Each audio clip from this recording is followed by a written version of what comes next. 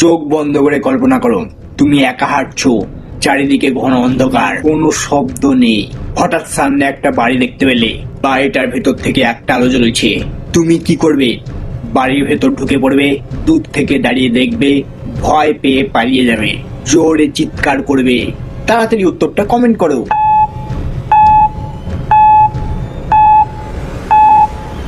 যদি তোমার উত্তর বাড়িটার ভেতর ঢুকে পড়বে হয়, তাহলে তুমি ভয়ের ভেতরে ঢুকতে ভালোবাসো। তোমার ভেতরে একটা ডার্ক কিউরিওসিটি আছে।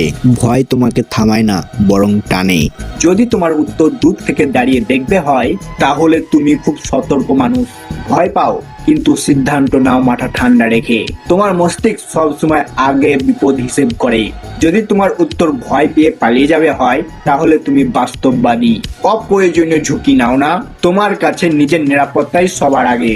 যদি তোমার উত্তর জোরে চিৎকার করব হয়, তাহলে তুমি চাপে পড়লে নিজেকে কন্ট্রোল করতে পারো না। হঠাৎ ভয় এলে তোমার আবেগ আগে কাজ করে। কিন্তু তুমি কি জানো, এই বাড়িটা আসলে খালি ছিল না। পরের ভিডিওতে বলবো এই বাড়িটার ভেতরে ঢুকলে আসলে কি হতো।